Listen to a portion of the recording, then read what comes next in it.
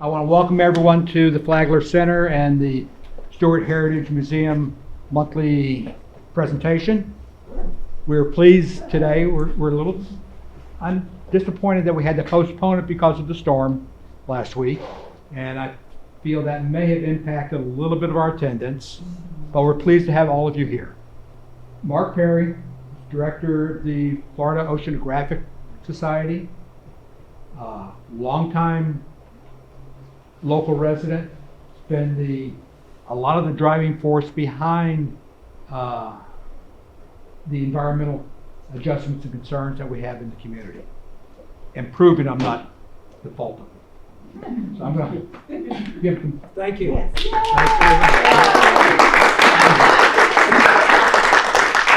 I feel so honored to be here with Sandra, Gloria, and all of you folks that work on the history of this place. And as Gary said, I grew up here since 1957.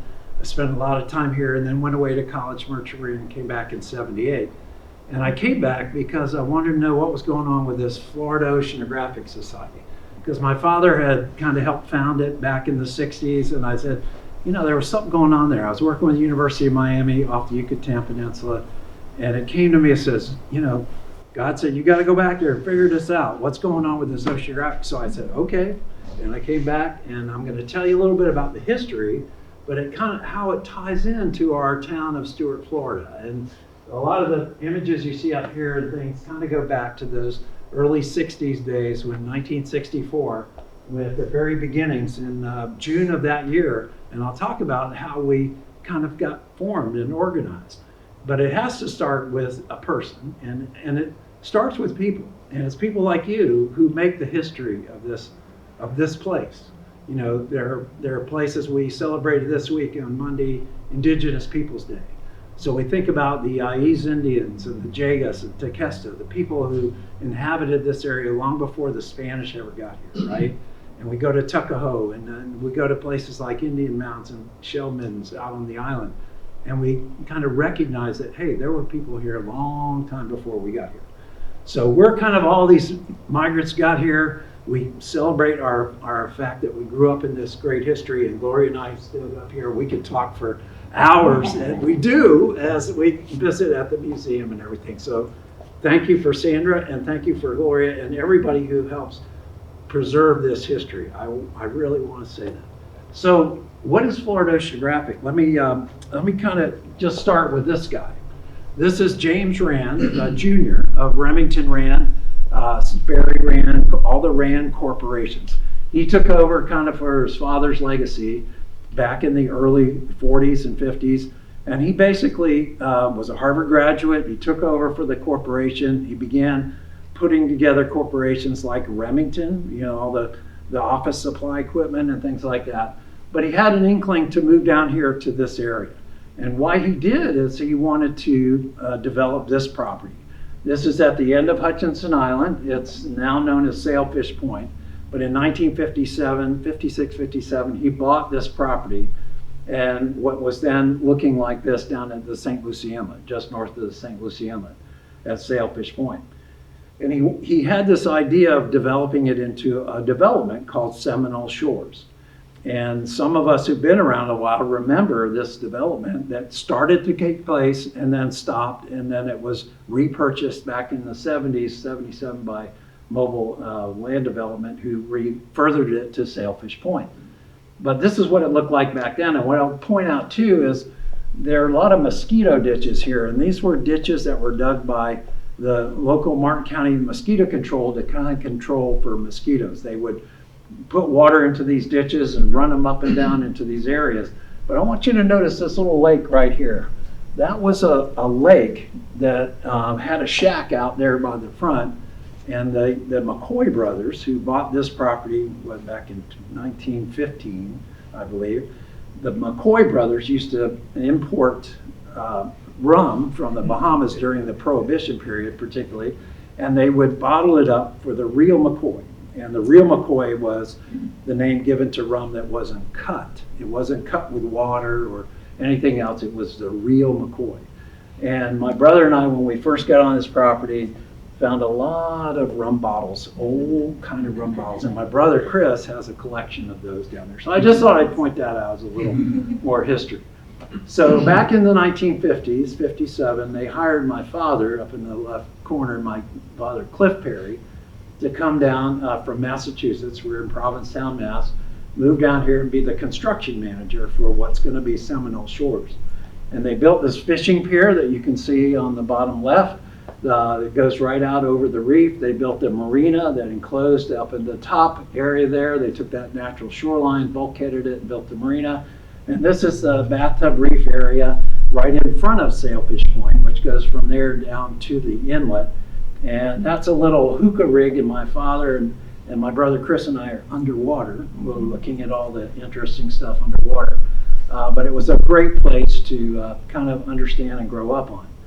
So this Seminole Shores was kind of a place that Rand had this idea to build. He put the streets in, he put the fire hydrants in, he began to put a couple of houses up in the front area right as you come inside the gate.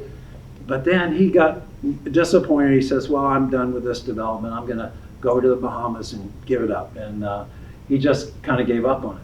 Before he left, though, he had turned over part of the chairman of the corporation was General Douglas MacArthur. And he retired as a general and became kind of the chairman of the board of the Rand corporations. And he was very close friends with James Rand. And when he would come to visit, they had to build this road from East Ocean Boulevard down through the Indian River Plantation down to there. And they got together with the town and the county and said, you know, let's name that MacArthur Boulevard. So that's how MacArthur Boulevard got its name. But James Rand also bought this house on about 2 acres. That's the mouth of Kruger Creek in the St. Lucie River. And it's right here down the river from us, right on the location here. And that was an old house owned by some German couple, German family. He bought the house and added on to it tremendously. Made about 8,000 square feet. And it was on about 2 acres.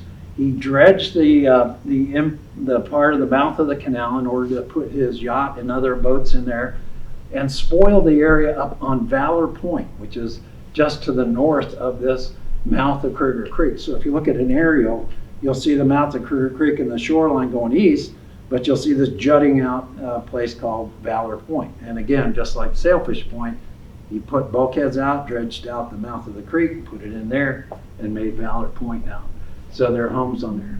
Across the way, this artist back then, Laszlo, he took this painting looking back across the mouth of Kruger Creek at the docks in the Riverside Drive property, and that's one of Rand's yachts. He had a couple of them. I think he had 2 of them. This one, the Galaxy, was the one where MacArthur used to come and stay on this yacht. And I know because my grandfather on my mother's side, Raymond Hackett, was Cummings, Lockwood, and Hackett, and his attorney, and he would stay in this cottage next to here.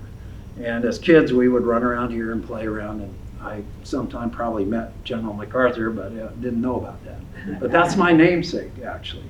You know, my middle name is Douglas, and my parents, when I was born in 52, they said, we're going to name him Mark Douglas Perry, and in honor of Douglas MacArthur. So now you know another little tidbit of history. But anyway, James Rand's, yeah. So Rand's yacht was, it kind of got destroyed over in the Bahamas eventually when he ran aground much, but it was much like Francis Langford's yacht, the Chanticleer. It's a burger kind of yacht. It's a similar size, about 100 feet long, and it was interesting to watch as it grew. So this was the property on 1212 Riverside Drive. And when he moved to the Bahamas in 1962, he said, you know, my father and other community members said, let's establish this Florida Oceanographic Society, a nonprofit organization that will help bring scientists in and do marine studies and increase our knowledge and understanding about the marine environment. And he agreed to that and said, well, I'm living in the Bahamas now. I gave up on the Seminole Shores development. Y'all can have that as your headquarters. So here was this big 8,000 square foot old place, and that's where it stood. So this is some photos and articles from the paper, the local paper, of our original board of directors. So these articles are from, particularly that one up in the upper left, from June 18th of 1964. So they were talking about the visitation of Governor Bryant, Ferris Bryant at the time, but they were also announcing that this Florida Oceanographic Society being formed here in Stuart. So the attorney at the time was Jim Littman. Littman was a long-standing attorney. I think his father was an attorney, Littman's. But I remember Jim Littman being the attorney. In this picture, you can see some of the board members. My father, Cliff Perry. There's Paul Rogers, who was U.S. Congressman at the time. Dave Irons, who was the president of Stuart First National Bank, which is now Seacoast Bank. Next to him is Steve Schmidt, who was the director at the House of Refuge and Elliott Museum, who was at the Martin County Historical Society. Ross Philbrick, Bernie Rickenback, Ross Philbrick, and then Ray Roberts. I know it's cut off a little. Ray Roberts was also on our board later on, and Ray is a school teacher here in Martin County. So, but the original founding members were Dave Irons from the bank, Steve Schmidt from the museum, Cliff Perry, Bill Todd, and Herb Bruner. Now, Herb Bruner, you might remember a lot of names. His sons are still around, Jim and Jeff Bruner, who are realtors in the area, but they had other sons and daughters and stuff, and we moved into Hildebrand Park right down the road here, just past the old hospital, the North Hospital was called Hildebrand Park. And my parents actually bought the Bruner house, and they moved 2 doors down and lived down there, so we grew up kind of together as families. And a lot of that happened around here during that time, in the 50s, 60s. We all grew up as families around these different areas, playing, run around, no locking, no doors, run around until dark. I mean, it was an interesting time back then. But anyway, back in '64, this was being formed. And we said, okay. And Ferris Bryant, the Governor Bryant at the time, came to visit and talked to the Kiwanis Club and made an announcement. He's given $8,000 from the Florida Conservation Department, which was then later on DNR and Department of Natural Resources, and a matching grant from the Colonial Research Institute, which was a laboratory with James Rand, and they would use that. So 8,000 and 8,000 matched to 16,000 to work through the Public Health Foundation laboratory that James Rand had established here in Stuart for a scientist who was working at the time with them named Ross Witham. Anybody remember Ross Witham? The turtle man, right? So he was working at the time for the Colonial Research Institute and wanted to do work on spiny lobster as well as sea turtle. So Ferris Bryant, the governor, came to visit Stuart. That was Mayor Ray Cook at the time. This guy right here, the mayor of Stuart, Mayor Ray Cook.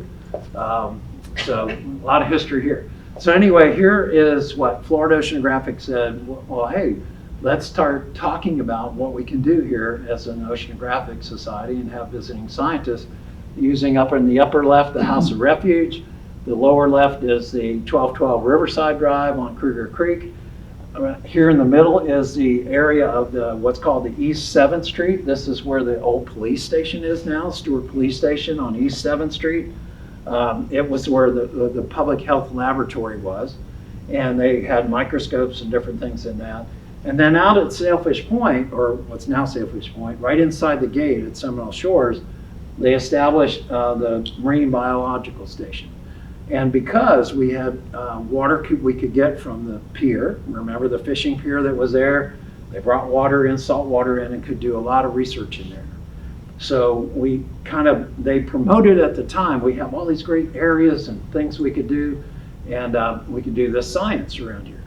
So of course, as I mentioned, the turtle man, Ross Witham, who we all know and love, in fact, as kids, we were out there scrubbing these sea turtles as he would take the eggs and hatchlings and grow them out about 6 or 8 months, weigh them, tag them, and release them. About 28,000, I think, or more got released. And he had several returns that came back to understand more about the migration and nesting of turtles. But the House of Refuge took this on. There's Steve Schmidt, as the director at the time, took that on. So they built turtle tanks inside the House of Refuge, and there are still remnants of that there, the old cisterns and things they used to house the hatchlings and the turtles. Well, Ross also wanted to do spiny lobster research, right? So he incorporated this. And I remember helping them build these lobster habitats with these tubes and things of different sizes and put them out at the dock there at the House of Refuge and measure how many, lobsters were coming in. The larval lobster are real small and they need a hiding place from predators and also food source. So later on, as the Oceanographic was established, in July of '64, they began to attract scientists, and this gentleman, Dr. Lloyd Claff from Woods Hole Oceanographic, came down into that marine biology laboratory I talked about at Sailfish Point. And my brother and Chris and I would catch sharks for him out in the parking lot in front of there, build an above ground pool about 25 foot in diameter, about 4 feet deep. And we'd catch sharks for him, put them in the pool, keep them alive. And they were doing artificial gill and kidney research on sharks right there in the laboratory. So Lloyd Claff from Woods Hole and Arnold Landay from Cornell Medical was with him too. Now you might remember Arnold Landay developed open heart research, open heart surgery techniques that were later on used as the technique for open heart surgeries. And he was doing it right here on sharks in our laboratory. So it was pretty kind of cool. At the time, I'm only 14, 15 years old. I'm going like, oh yeah, okay, this is cool, whatever, So, we go away. So what happened was in 1970 to 1980, the Oceanographic kind of leased the place to a group called the American Academy of Ocean Sciences. And they were doing shrimp research on shrimp for aquaculture. And they did the first 3 years to about 73, 74, and they moved everything to Costa Rica. They didn't have any plans for the rest of this site. So we were trying to say, let's end your lease, let's get out. And I came back in 77 and said, what's going on? And they said, well, we're getting ready to dissolve the organization, give the money away for scholarships. I said, you can't do that. We got to write some grants. We got to get something going. I was with the University of Miami and all excited and passionate about, let's get some ocean science going here. So, of course, we wrote some grants, got some things going. My parents thought I was crazy. You had a good job. You should go back. That anyway. So here I come. I took the laboratory equipment, the microscopes, and different stuff. We set up shop in the Riverside Drive offices, and we started to do some work. And we did a lot of studies. I had a small staff. I wrote a couple of grants, 2 grants for 78, 79 to keep us going. And I was doing crab research on blue crabs here. I hired this guy, Maurice Walden, who's now a really famous architect up in New York area. He was just studying architecture, and he designed, the reason I show him, he designed that logo with the circle and the spine and the microscope in the middle. Maurice Walden, he's a really, really interesting guy. But I had a small staff, really interesting folks. We did some work. We set up a library. The library was already kind of reorganized, a little laboratory down in the indoor-outdoor pool. He also had a candlepin bowling lane, by the way, over there at 1212 Riverside Drive. Candlepin or small pins with small balls, throw them, and it's pretty interesting. But the microscope, Dr. Harvey Astorita was doing deep sea research. What he's doing there is looking at hyperbaric research down in the depth, so he can pressurize these cells down to depths of 10,000 feet or more. And what that does is to tell them how they react under these high pressures. We had aquariums, and my mother, actually, Mimi Perry, is right here, and she's doing the library. She volunteered to say, well, we got to reorganize the library. So many books that have been out and come back, so we got to do that. So anyway, so we had a lot of research activities. You can read about them, different things. One of the things we did was the Source Book of Marine Sciences. And Ray Roberts, who I mentioned earlier, and others, scientists got together and published this back in the 1968 and republished it in 70. But when I said, we've got to update it and republish it to 1980, and which we did, and it became an adopted textbook in Duval County and many other counties around. There were 38 lab units of how to do different science projects and things like that. So we're proud of that thing. The other thing we're proud of is doing an estuary conference. When I first got back, there were all these jurisdictions, the Corps of Engineers, the Water District, all these other people doing these things. And they had no clue about how it affects this estuary, this beautiful north-south fork and the beautiful estuary here in St. Lucie. So I pulled together the St. Lucie Estuary Conference. We had 5 different consecutive conferences. This is right here in the library. Got all these leaders together and said, look, we got to look at this thing holistically. What you do in your jurisdiction, has to come together and protect this valuable ecosystem we have. And that was successful. The other thing, one of the things we did, we established this coastal weather station. Read the date, October 1984. In November, a couple months later, in November 84 was the Thanksgiving Day storm. Had about 5 or 6 foot storm surge, huge winds, and it survived, so the weather station survived, and it's actually still in operation today. The gentleman in the photograph up there is Dave Delk. He was the keeper at the House of Refuge at the time, and he would enter in the wave height data for us. And the bottom picture is George Gross. He and his father ran the first Radio Shack here in Stuart, over where the Winn-Dixie Shopping Center is. And that's a TRS 180 and an old realistic phone recorder. We got 200 calls a day of people coming into this. It was amazing. And people wanted to know what the weather is. And so it was real important to establish a weather station at the House of Refuge. And it's still in operation. So Riverside Drive, we looked at a place where we're surrounded by residential area. And the city of Stuart said, you're fine as long as you don't do anything but what you're doing exactly right there. You can't have school groups or aquariums or anything. So we looked around South Florida and we ended up with this location here, right across from the Elliott Museum and House of Refuge, which Martin County owned. So it's a 40-acre property.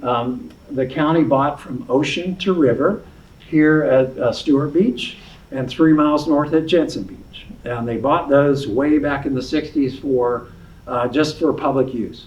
So they had no plan for the west side. They had already leased this area for the Elliott Museum and of course Stuart Public Beach, but they had no plans for the west side.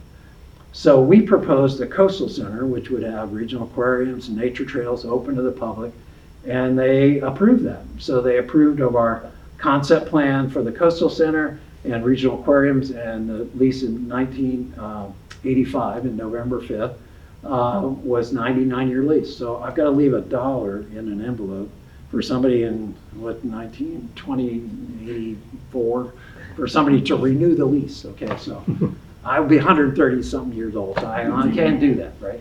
But it was a beautiful property, and little did I know that my father, Cliff Perry, and Steve Schmidt had talked about, oh, wouldn't it be nice if across the street at the Elliott you could have some sort of marine museum. So here we are. So we went out there on trailers. We kind of set up with, I did trail walks through the bushes on these little thin trails.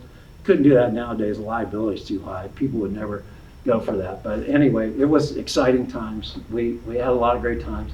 And I had a visit with Jean-Michel Cousteau. I don't know if you all probably remember Jacques Cousteau, right? He was my kind of inspiration back in the day. And his son, Jean-Michel Cousteau, was down here in Boca. We wanted him to come up and speak.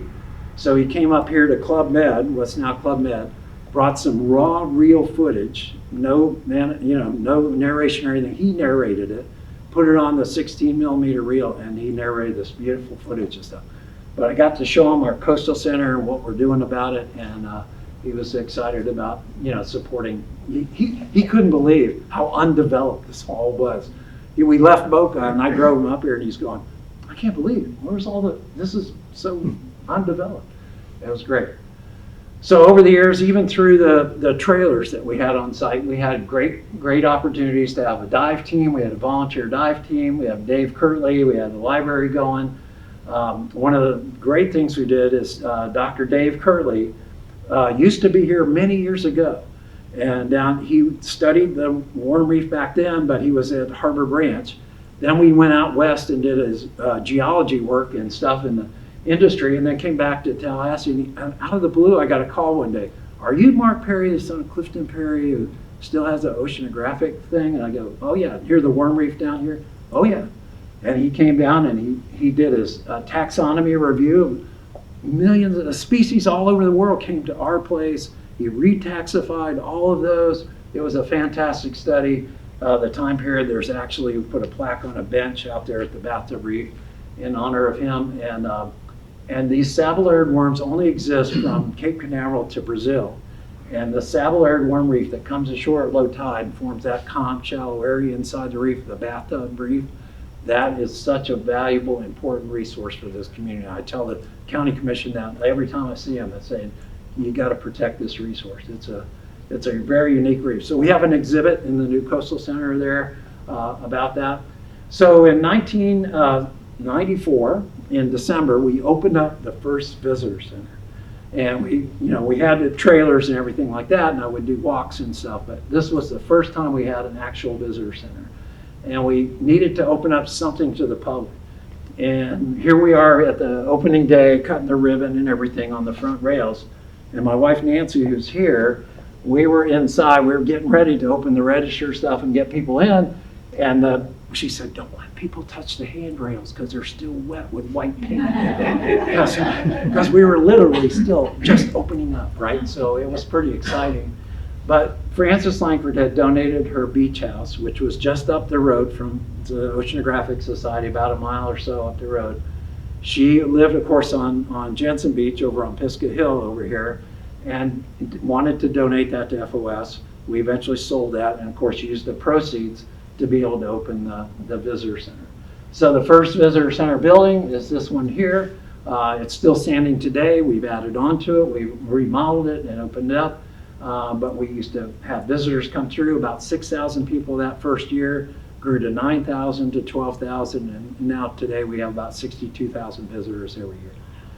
So here's some examples that we'd have programs inside. We did t-shirts, we had a little gift shop. We built the outside aquariums, the outside pavilions, the ray tank and ray pavilions and children's pavilion. And then we had some master planning done to figure out what's the best plan for all of the rest of the site and how can we build it. And one of the things we came up with was a game fish lagoon, a big, large lagoon in the middle. So today we look at what we have at the center across from the Elliott Museum. And our mission is still good, to inspire the conservation of Florida's coastal ecosystems through education, research, and advocacy. And we work real hard to try to get people to get inspired. And I see kids out there holding a little hermit crab for the first time, and they get over that, oh my gosh, it's gonna bite me, it's gonna hurt me, I shouldn't touch it. No, it's okay. And they go, wow, that's so cool, where does it live? What does it eat? How can I protect it? And now that we got them, we've inspired them to say, you got to protect this environment. It's so important. So we do a lot of different programs here. Obviously, we have a nature center with hands-on learning experiences. We have a lot of aquariums and displays out there. We have this large 750,000 gallon game fish lagoon fed from salt water underneath Stuart Beach. We have wells that take in about 400 or 500 gallons per minute, bring it over sand filtered seawater, ideal. And we put it through these aquariums. We have sea turtles and sharks and over 300 species of different animals in there. We've built different pavilions and obviously have a great different programs. We do summer camp programs, nighttime turtle walks during the summer months. We have hands-on. We go out to the snorkel, to the bathtub beach. And we also do research and research efforts and restoration. We're trying to restore two important habitats here in the estuary, oyster reefs and seagrass beds. They're two great habitats, not only for protection and food source for a lot of little fish and crabs, but also they filter water, they sequester carbon. It's an ideal habitat, but we lost a lot of this because of the freshwater discharges and a lot of things. So we're trying to restore these habitats on one hand, and we're trying to protect the water quality on the other at the same time. And we work, of course, to try to monitor the water quality. We go to meetings to the district, the Corps. We advocate for clean up the water so we can protect these habitats, because growing up here, I know, and many of you have seen, how beautiful it can be when it's no discharges, it's cleaned up. You can see the pretty blue water coming into the St. Lucie and exchanging with the tannin water from the river. It's just ideal, beautiful. And we want it to be better and more like it was. So we advocate. We are out there at these meetings, we're out there voicing, and we get people to raise their voices to call for no discharges, which we got just recently in August. They signed a new record of decision for the new schedule for Lake Okeechobee, which will have 0 discharges to the St. Lucie and only minimum to the Caloosahatchee on the west coast, and put all that water south to the Everglades. So we're successful in some areas, and we've still got a lot of work to do in the other areas. But we try to keep our beaches dark, flat, and clean for our nesting sea turtles. We get about 7,000 nests a year of mostly loggerhead turtles along our nesting beaches. So keep them dark, flat, and clean, especially in the summer months for the nesting. And so we advocate. And so we talk about, well, what's our future going to look like? What do we want to invest in? We need to invest our time and effort to try to protect these resources so we can pass them on to people like this. And kind of that's where I end.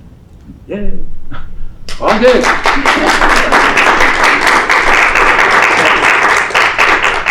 I guess we had time for questions. So anything you'd like to ask, or any kind of history? That's there's a lot of history here, and we go way back. And thank you again for all. Thank you for coming. Yeah, all It's these probably years. good not to be interrupting you, because that's going to make a wonderful film. Oh, wow. And they put it on YouTube, so Whoa. Yeah, it's going to great. be ideal. Yeah. But I think we should talk Sure. about how we have that property that you're on. Yeah. And it was Mr. Arbogast who Okay. went, he was a county commissioner, and when there were no bridges over there, it was cheap, he just made us buy it. Yes. The Jensen and the Stewart, and it was at the same time we got the House of Refuge. But think if we didn't have that big tract of land. No, that's absolutely right. He even financed He it was the himself. first owner. He was the first. No, owner. he was a salesman. He Oh, was he a real was a estate salesman. salesman. And And he, Did he buy IRP, the Indian River Plantation? Was oh, he part- had that, he had that too, and sold Yeah. it to Maddox. To Maddox. He kind Right, of put right, it together. Okay. You know, he gets it from Yeah, he was the a- individual. C.B. Irving. Old Charlie. Old Charlie Irving. CB. Your neighbor. Well, again, this history goes way back, and the people that were here, those pioneers that were here, had some vision to say, hey, let's protect these beaches and let's protect these habitats, right? So they bought those lands, like with the county funds for those big tracts at Stuart and Jensen Beach. But later on, we also, as a high school, I remember we raised money to buy land up in 100-foot strips up and down the island. And Tiger Shores is named after Martin County Tigers. There's another 100-foot strip for Dr. Stokes, Walter Stokes, and different strips. But at the time, all we could think about was it's going to all be developed and nobody will have any access to the beach. So at minimum, we need to buy these 100-foot access strips up and down the beach. And of course, like at Joe's point, they were expanded on with Bob Graham money, the Save Our Coast money. We expanded that one, not just 100 feet, now it's a much larger access. So a lot of the public property all up and down the island was raised by kids selling Coke bottles and turning in Coke bottles for 5 cents and getting matching money from the county to buy that property. It was a great time we didn't know, well, how is this really going to affect the future? But I'm glad we did Yeah. because we have access. I have been married to you for 32 years. And I heard more stuff tonight. I learned more tonight about all of this and all of the history and hearing your passion. And if we don't preserve this Right. and pass this on to our children, how are they going to know? Yeah. And we have a Cliff Perry beach and a Ross Ross with Wither Beach, practically right. touching each Right other. each other, right. Right. Mark, let me ask you Yes. something. Has this presentation ever been given to the residents at Sailfish Point? Not Have in they this- ever no. inquired?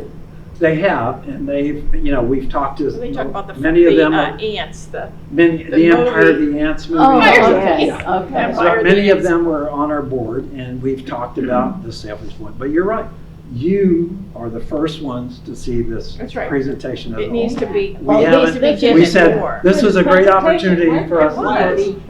put our thoughts together for 60 years Absolutely. here.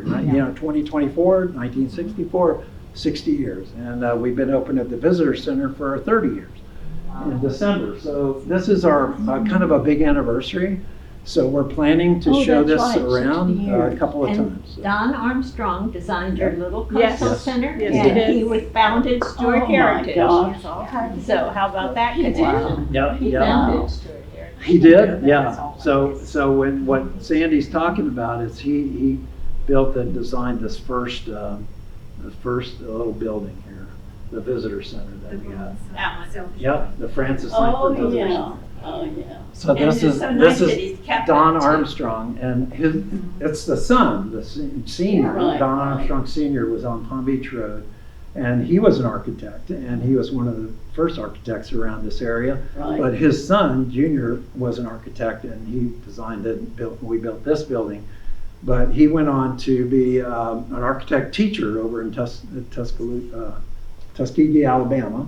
And his wife Jessica, who was with the Stuart News at the time, taught in Auburn at the time. But Don has moved back here. Was on over on Martin Avenue, or one of the avenues over here. Mango.